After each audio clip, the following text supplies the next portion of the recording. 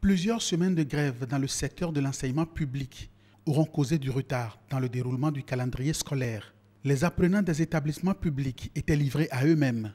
Pendant ce temps, les activités pédagogiques se déroulaient normalement dans les écoles privées.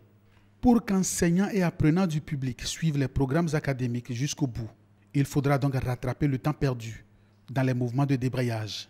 Un réaménagement du calendrier pointe donc à l'horizon. Les établissements privés, si c'est effectif, devront s'y adapter. Pour nos élèves en classe d'examen, nous allons devoir continuer. Si dans les classes intermédiaires, on finissait comme on en a l'habitude le programme, les enfants des classes intermédiaires vont rester à la maison. Ça veut dire qu'ils auront une très longue vacance. Pour ceux des classes d'examen, ça va s'ajouter en termes de stress.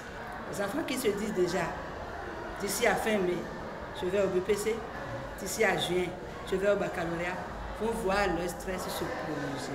Les examens ne pourront pas, à mon avis, avoir lieu en temps normal. On sera obligé de rallonger l'année après donc les grèves, ce qui va faire qu'on est obligé donc de retenir les élèves des classes d'examen avec qui on va continuer de travailler. Ceci fera que directement, il y aura en quelque sorte une surcharge au niveau du mental de nos élèves du privé. Une autre surcharge financière, celle-ci, se fera ressentir au niveau des promoteurs d'établissements privés. Ça va faire un peu plus de dépenses pour les promoteurs d'établissements privés. Il faudrait les encadrer, les TD, les séances de révision et consorts. Les établissements privés seront obligés de débourser des sous, un peu plus de sous pour permettre aux candidats d'aller jusqu'au bout. Ça va faire des frais aux parents parce que les promoteurs ayant fait un budget seront obligés de solliciter encore les parents pour l'encadrement complémentaire de leurs enfants. Des parents, en prévision d'une éventuelle année blanche, prennent déjà certaines dispositions. Certains parents ont demandé aux répétiteurs, en tout cas aux maîtres d'études de maison, de stopper d'abord les travaux en attendant que l'on ne sache si la grève va continuer pour qu'il y ait une année blanche ou pas.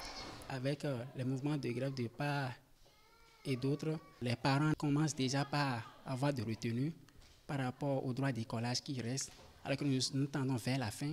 Au niveau des apprenants, un réaménagement du calendrier scolaire est diversement apprécié. Au moins, on aura évité une année blanche et on pourra aller à l'examen. Ça fait plus de temps de révision pour nous et plus de performance à l'examen. Je pense que ce sera un peu de gaspillage pour nos parents qui vont dépenser beaucoup d'argent pour les déplacements. En ce qui concerne les classes d'examen, je pense que les frais de TD augmenteront certainement. Il y a un calendrier à suivre pour que tous les enfants puissent composer la même épreuve et ne pas prolonger l'année pour ceux qui n'ont pas pu bénéficier de ces cours serait une injustice. Du fait que nous avions vu des notions qu'eux, ils n'auraient pas pu voir. Pendant ce temps, Ryan a déjà la tête dans les vacances. On a fait des programmes pour les vacances, on risque de les fausser. Ces programmes des vacances attendront sûrement encore un peu. Tout porte à le croire.